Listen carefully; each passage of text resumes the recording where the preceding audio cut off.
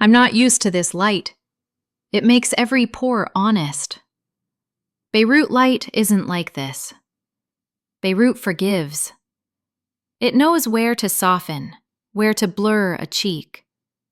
This, here, is a glass eye. It looks and looks, and I have chosen to stand inside it. I am a poet because my mother taught me that bread and language must both rise. She kneaded flour with the same wrist that underlined my schoolbooks. She said, "Let the dough breathe. Let the line breathe." When the city shook, when the shutters clanged like teeth, she would hum a Fairuz melody, and I learned that rhythm can hold a wall in place. Poetry came first as a brace, then as a mirror, then as a stage. I tell you this not to look noble, but because nobility is the alibi I keep trying on when pride starts asking for a drink. I grew up in a building that kept secrets the way churches keep candles. Neighbors who smiled in the stairwell, neighbors who hissed in the kitchen. This is to say, I learned early that truth is a performance. We all dress it. We all undress it. We all decide how much skin to show. I was a quiet girl, careful, precise. The kind who watched voices more than faces. The kind who loved a sentence for how it held 1,000 futures inside a single breath. And still, there was that sliver in me, bright and restless, that wanted to be heard. Not understood, no. Heard. Pride wears the perfume of necessity. It smells like oxygen. It convinces you that a microphone is a lifeboat. I began in small rooms, metal chairs, plastic cups, names written with black marker on white paper tents. I read about stray cats and broken shutters and the stubbornness of jasmine. People nodded. They smiled that soft smile audiences use when they are generous with beginners. Afterwards, they said, "Your images are clean. Your ear is good." I took their praise like pills. I wanted more. This is where I tell you about him, though I won't name him, not yet. He arrived the way rain begins in summer. A rumor, a smudge on a window, then sudden everywhere. He was not a poet. He was a man with a life he kept folded, ironed, in a drawer only he could open. He did not like stages. He did not like questions. He had that Lebanese dignity that looks like silence and grows quietly into a shelter. I loved him for how the world softened around him. I loved him for how he handed me my own voice with both hands, careful, as if it could bruise. He would say, "Speak to the page like you speak to me, Ya Amar." Gentle but without fear. And it worked. The poems opened. Journals said yes. Small rooms became bigger rooms.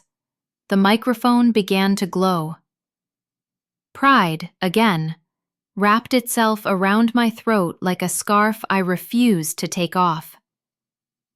I told myself it was warmth.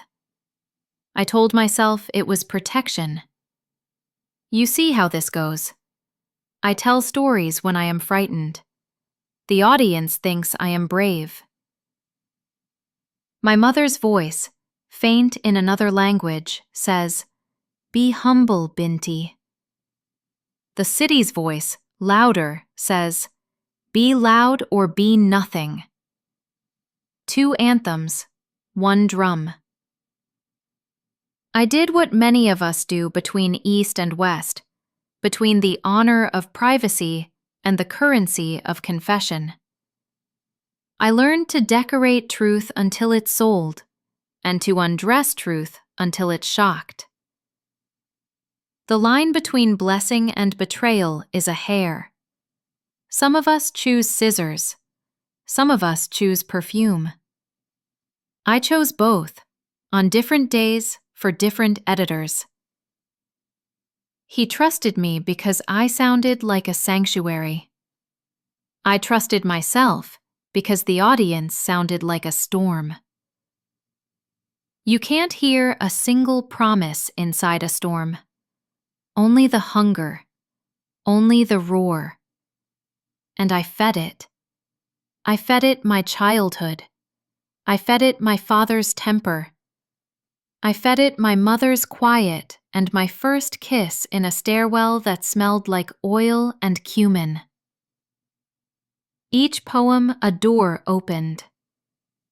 Each applause a foot crossing the threshold. There is a point where hospitality becomes invasion. There is a point where a poet stops asking, "Do I have the right?" and starts saying, "I have the craft." Craft is a holy word. It absolves. It polishes what should be left raw. What else about me? I collect fountain pens I can't afford. I hoard notebooks with paper thick enough to make rain jealous. I edit late at night, when the city is so tired it stops pretending. I pretend most in the morning, when I say I only write what belongs to me. But what belongs to me exactly? The memory I share with a lover? The argument I inherited from a country? The prayer my mother stitched into an apron? The story a friend entrusted to my kitchen table? I have always believed language is communal. I have always behaved as though it were mine. If you are waiting for the moment I became the kind of poet who announces her blood type on stage, I will say, it happened slowly, like a song you hum for months before realizing it's a prayer for mercy. It happened in green rooms where the air smelled like nerves and citrus, where curators said, "The confessional is back." Audiences crave intimacy. Be brave enough to tell us everything. It happened in contracts that paid well for honesty and better for damage. It happened when critics used the words raw and necessary, and I let them build me a throne of wounds. Tonight I speak to you because it is safer than speaking to myself. Tonight I begin at the beginning because every confession deserves one moment of clean air. My name is not important here, though names are how we hold shape. I am a Lebanese poet. I am a daughter who learned to bake with verbs. I am a woman whose pride knows how to nod like humility and whose fear knows how to sit very still until the clapping stops. I am telling you this before I tell you anything else, so you will know which parts of me were already bent when the temptation arrived. So you will see how easily a door, left open out of generosity, invites a stranger to live there. So you will hear, in the evenness of my voice, the tremor I trained to behave. You think fame begins with cameras, with lights. It doesn't. It begins with the small, trembling yes. The first invitation came folded inside an email, polite and glowing. "We admire your work. Would you read at our spring festival?" My hands shook as I typed, "I'd be honored." I didn't notice that the word honor has the same root as hunger. He said, "You deserve it." He was sitting at my desk, reading drafts I still hated. He circled one line, "Love is the only safe betrayal." He said, "That one will haunt you." I laughed. I thought it was admiration. It was prophecy. The night of the reading, the hall smelled like new paint and expectation. I wore a black dress that made my skin look deliberate. He sat in the second row, smiling that quiet, anchored smile that had taught me patience. When I finished, the audience stood. Someone cried. Cameras flashed. He clapped last, slowly, as if applause could delay a fall. Afterwards, at the rooftop bar, editors surrounded me like bees around a spill. One said, "We need more voices like yours." Another said, "You have a gift for intimacy." I smiled the way women smile when they're learning how to translate flattery into opportunity. When they left, he said softly, "They'll never love you the way your words love you." I said, "But they'll publish me." He didn't answer. The silence between us that night was a bruise I kept touching for months. Fame is gentle at first. It brings flowers, compliments, book advances. It tells you you're brave, that you're giving voice to the voiceless. You start believing your own press releases. I told myself I was healing the world by bleeding in public. I told myself I was a vessel. The truth is simpler. I wanted to be adored without having to love back. Then came the memoir offer. A European publisher, polite, persuasive. They said, "We want the truth behind your poems, the man behind the muse." I laughed, nervously, privately, but something in me thrilled. They weren't asking for metaphors. They wanted him. His words, his body, his fears. I told myself I could disguise him. I told myself I could protect what mattered. But I had already begun shaping his life into chapters before I asked his permission. When I finally told him, he stared at me as if I'd spoken another language. "You're turning us into paper," he said. "Paper burns." I said, "But it's love. It's our truth." He said, "It's theft, Habibti." That night, he left my apartment without his coat. I remember the echo of the door more than the sound. I remember standing in the kitchen, barefoot, repeating his words until they lost meaning. "It's theft. It's theft. It's theft." But by dawn, I'd opened a new document titled The Book of Us. Temptation isn't always a scream. Sometimes it's a whisper that sounds like destiny. I told myself if I didn't write it, someone else would. I told myself love deserved to be immortal. I told myself the book would protect him by transforming him. Every lie had rhythm. Every justification rhymed. Weeks passed. I wrote until my hands ached. I wrote about his laughter, his illness, the night he told me his lungs were drowning from the inside. I wrote about the way he said, "Don't let them know this part." And I wrote it anyway.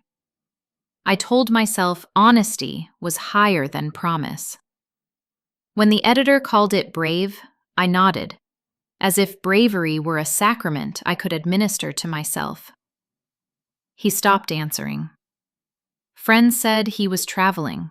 Others said he was angry. I said he was reading drafts. I was lying, but the lie was easier than silence. The manuscript deadline came. I turned it in. They applauded my courage. I signed copies with shaking hands, every signature a tiny betrayal rehearsed into muscle memory. At the launch party, I read a passage about him. how he looked when he confessed his fear of dying, how his breath came like unfinished poems. The crowd sighed. A critic called it the purest love letter ever written in Arabic and English. I smiled, tears balanced like ornaments on my lashes. But I saw his face in every flashbulb, his eyes in every glass. I kept drinking to blur him out. The night ended with interviews, lights, laughter. My phone was full of missed calls I didn't check. The next morning, the news came. Short, brutal. Like a comma where a sentence should have been. He was gone. The paper had outlived the man. That's when applause began to sound like sirens. They said success changes people. It doesn't. It unmasks them. I had always wanted to be seen, and now the light would never go out. I tell this to you now, in this room, under these quiet lights, because the hunger that once lifted me has turned into a mirror I can't stop looking at. I know what I did. I know why I did it. And I know what it cost. The months after his death were the loudest silence I've ever known. People said my name like it was both a hymn and a crime. I smiled on television. I cried on cue. They called me brave. They called me the poet of truth. Truth, I learned, is the easiest lie to sell. The book kept selling. I kept traveling. London, Paris, Dubai. Each airport a confession I didn't mean to make. Each hotel room a mirror rehearsing my denial. They asked, "How does it feel to expose yourself so completely?" I said, "Liberating."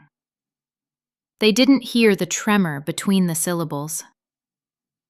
At the readings, I read the same passage, the one that killed him, though no one knew it. His final letter was still sealed then, resting in my apartment like a curse I refused to open. I told myself he'd forgive me, that he'd understand the necessity of art. But art doesn't absolve, it documents. And I was documenting my decay. The applause became rhythm. The rhythm became need. I learned how to pause exactly where guilt should be. I learned how to smile through the word suicide. I learned that audiences mistake control for courage. They asked me to speak at universities. I did. Young writers took notes when I said, "Write without fear." I didn't tell them that fear is what writes us. Publishers offered advances. Translators wanted rights. I let the machine of fame digest me. Every interview was a ritual of reinvention. Every photo, another version of me, farther from the woman he once touched. At night, I stayed up, refreshing articles about myself. Praise became my oxygen. Criticism, my proof of existence. My grief was public property now, and I curated it like an exhibit. I wore black. I quoted Rumi. I said things like, "Pain is the birthplace of beauty," though I no longer believed beauty was innocent. One night, after a reading in Paris, a young man approached me. He had his copy of the memoir, dog-eared, underlined. He said, "Your honesty saved me." I smiled. I said thank you. But inside, something curdled. Because his face, his earnestness, was the same age as the man I had written to death. I walked back to the hotel in the rain. Paris rain isn't Lebanese rain. It doesn't forgive. In the mirror, my reflection looked rehearsed. I whispered his name, just his name.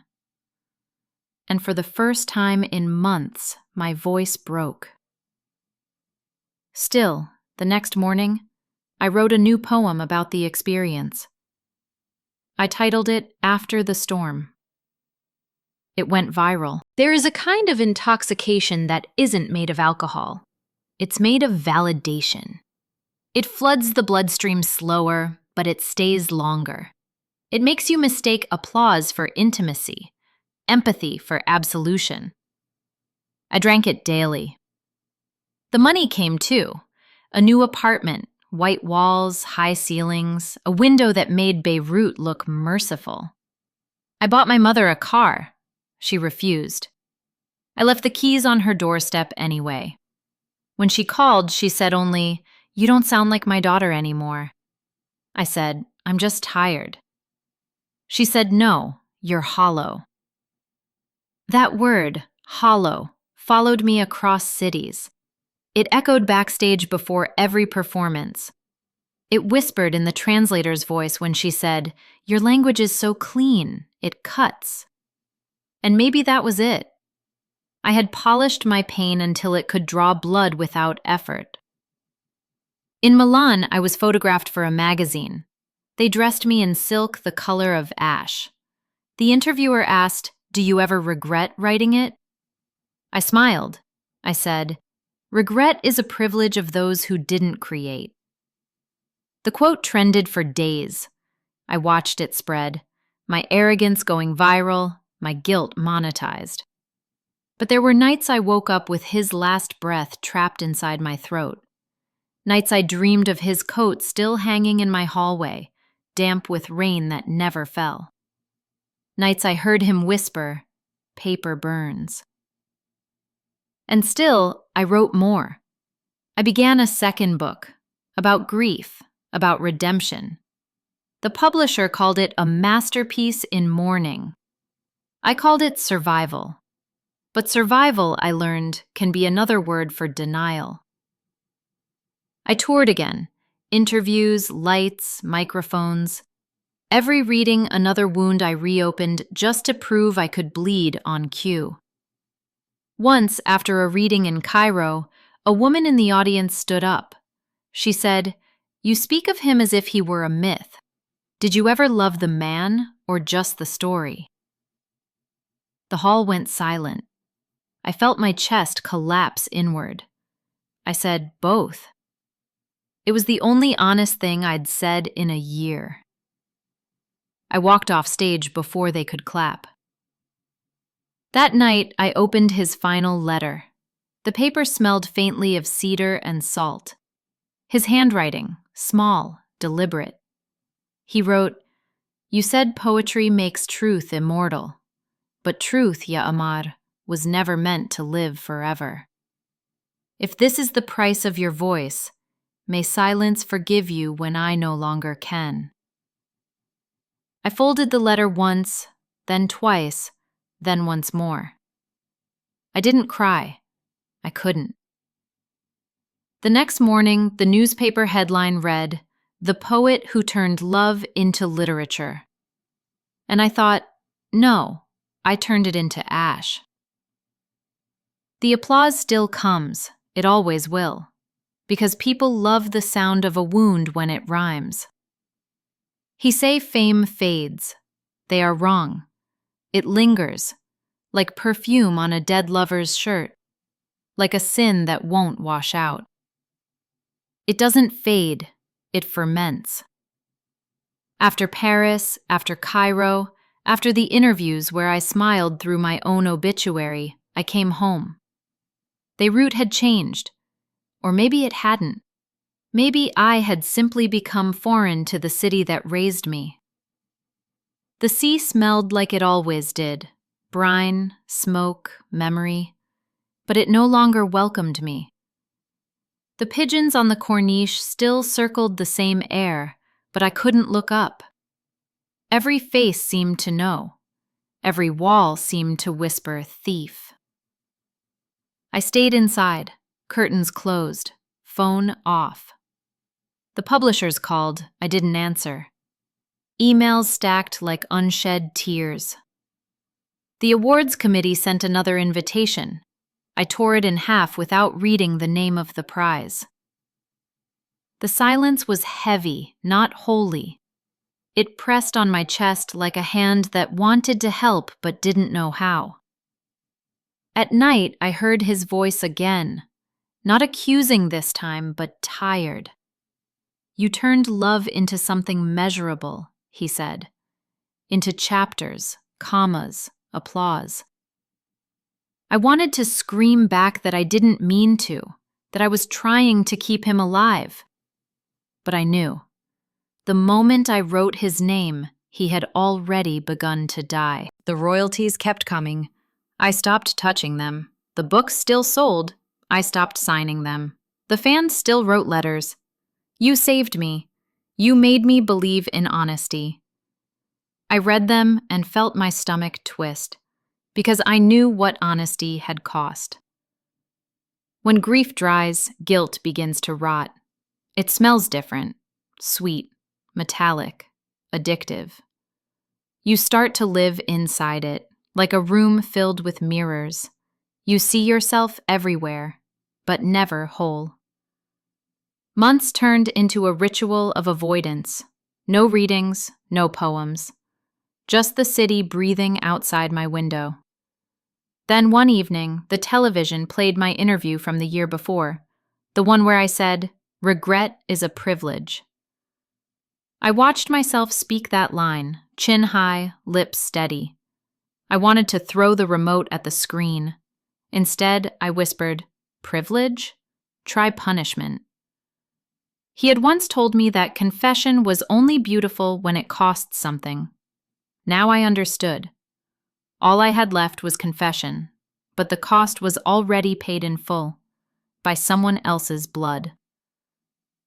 I went back to the sea. I took one of my books with me. I tore it page by page, letting each one float into the waves. People stared. Some took photos. Maybe they thought it was performance art. Maybe they were right. I have never known where art ends and atonement begins. That night, the dreams came again. But this time, he wasn't silent. He stood in the hallway of our old apartment, coat dry, eyes calm. He said, "You finally stopped writing me." And I woke up crying, a sound so raw it frightened me. Because it wasn't grief anymore. It was recognition. The next morning, I opened my notebook and wrote just one line. "If you sell someone's soul to the world, you owe the world yours." That line stayed alone on the page for weeks. I couldn't add to it. The words had lost their loyalty to me. They wanted nothing to do with my hands. I tried to teach again, a workshop at a cultural center in Hamra. The students looked at me like a monument they didn't want to touch. One girl asked, "How do you know when a poem is finished?" I said, "When you stop needing forgiveness from it." She frowned. She was too young to understand what that means. I envied her. At home, my shelves bent under the weight of translations. Japanese, Spanish, German. Each spine a wound translated into another tongue. Each language another echo of what I had destroyed. I stopped performing. I stopped speaking. But silence is never empty. It's filled with everything we tried not to say. Then came the anniversary of his death. A literary magazine wanted me to write a tribute. They said, it would be healing for the readers. Readers. Always the readers, never the dead. I wrote instead to him, a letter I never sent. I wrote, "You were right, paper burns, but ashes linger in the lungs. I am still breathing you in." And when I finished, I didn't feel lighter. I felt accurate. That's the worst part of remorse. It's precise. You know exactly where you went wrong. You just can't go back. The city outside was restless that night. Gunfire somewhere far away. Celebration, mourning, they sound the same from a distance. I thought about walking to the sea again, about letting the water decide whether I should stay. But I didn't. Not because I was brave, because I was still curious how guilt ends. The next morning, I opened my eyes and said aloud, "It doesn't." There comes a moment when silence grows heavier than any sentence you can write. Mine arrived on a humid Beirut morning, the kind that smells like diesel and forgiveness. I hadn't written for almost a year. My notebooks lay open like tombs, half filled, half abandoned. And yet, something kept humming inside me. Not words, not music, a pulse. A reminder that I was still alive, though barely. They invited me to read again. Not a festival this time, not a grand hall. A small university auditorium in the hills overlooking the city. Intimate, almost shy.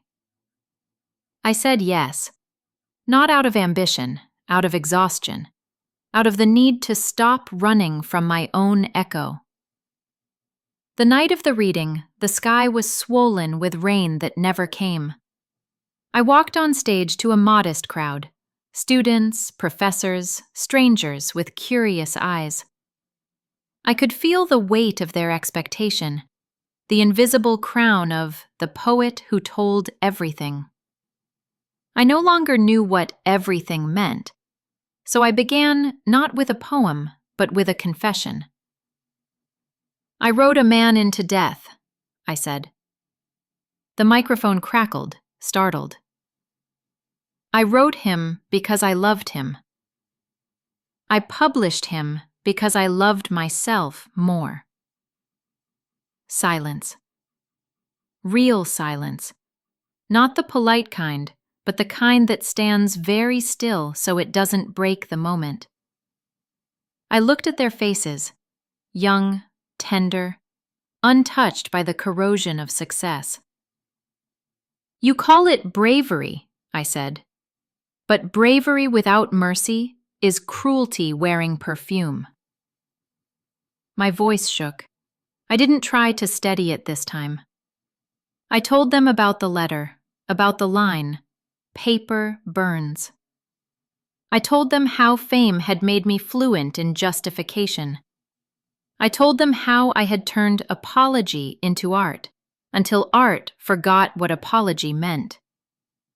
And then I took out the letter, the original, his handwriting, still alive on the page. I read it aloud, the first and only time I ever did. "You said poetry makes truth immortal. But truth, Ya Amar, was never meant to live forever. If this is the price of your voice, may silence forgive you when I no longer can." The words vibrated through the room like a pulse too close to the bone. Someone gasped. Someone cried quietly. And for the first time, I didn't mistake their emotion for approval. They weren't applauding, they were witnessing. That difference saved me. When I finished, I folded the letter back into its envelope. I said, "He was the poet. I was just the echo." Then I placed the envelope on the lectern and stepped away. No one clapped. They didn't need to. That night, silence did forgive me, not as absolution, but as acknowledgement. After the reading, a student approached me.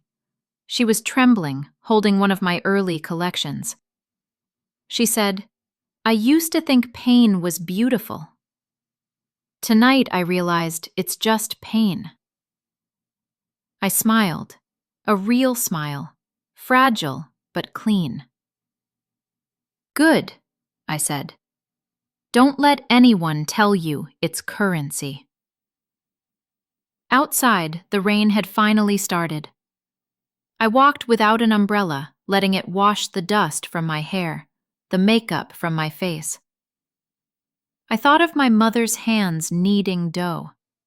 How she always said, "You must let it rise, but never let it overflow." That was it.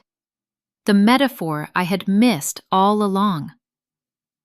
I had let my pride overflow, flooding every vessel meant to hold love.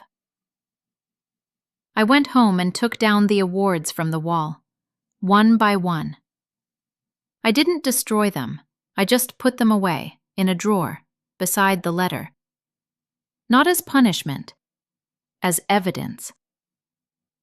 That night I wrote again.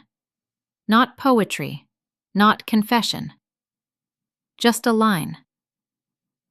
Sometimes the truest redemption is to speak softly enough for the dead to rest.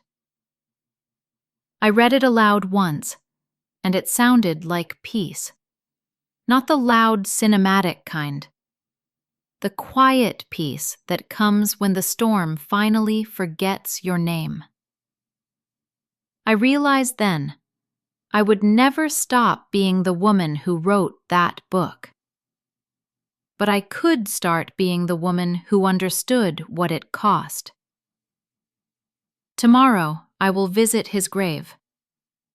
Not to ask for forgiveness, but to leave the pen I used to write our story. It's the only offering I have left, the only truth I still own. And maybe, when I walk away, the wind will carry a line neither of us wrote, and it will sound something like grace. I arrive before dawn. The cemetery is quiet, half drowned in the lavender haze that Beirut wears before the world wakes. Graves here face the sea, as if even the dead can't resist watching the horizon. I've never liked cemeteries. Too tidy, too final. But this one feels like a pause, not an ending. I carry no flowers, just the pen. The same pen that carved him into permanence. The same one that inked my guilt into bestseller lists. It feels heavier than it should, like it remembers. His name is carved in Arabic, small, almost shy, like he wanted the stone to whisper instead of speak. Someone has left fresh jasmine. Someone still remembers him gently. For a moment, I envy that kind of love, the kind that survives quietly, without needing to be seen. I sit by the grave, knees in damp grass. The sea hums below, steady, unjudging. For a long time, I say nothing. Words have always been my weapon and my refuge. Today they are neither.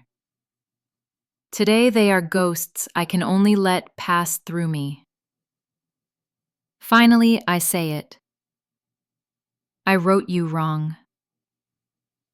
It's not a performance, not an opening line, just truth, raw and clumsy. I made you into art when I should have made you into memory. And I made memory into currency.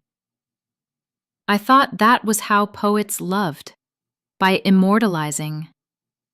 But immortality isn't love, it's captivity. The wind shifts. A jasmine petal lands on the page of the notebook in my lap. I take it as an answer, or mercy pretending to be one. I open to a blank page. I write, "Forgive the living. They never stop revising the dead." I leave the pen on the soil, its silver tip catching the early sun. Then I close the notebook and stand. No grand gesture, no cinematic tear, just a long, steady breath, the kind that feels earned. As I walk back toward the gate, I realize I am lighter, not cleansed, just human again. The kind of human who can sit at a table, pour coffee, listen when someone speaks. The kind who can write a poem that isn't a wound. Back home, the city is waking. Vendors setting up their carts. Children chasing each other down the street. My mother's voice on the phone, soft, hesitant. You sound like yourself again.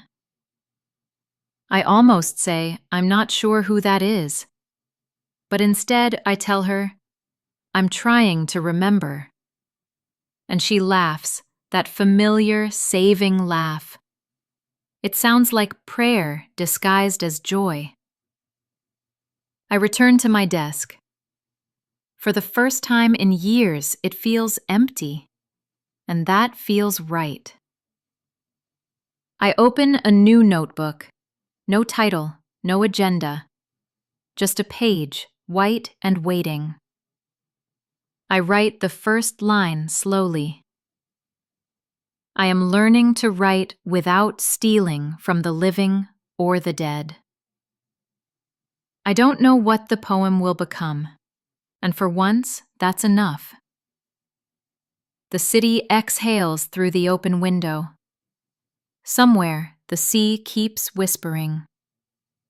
And I, finally, whisper back. This is not redemption. This is the sound of a door closing softly and a woman walking away, leaving only her shadow and her silence behind.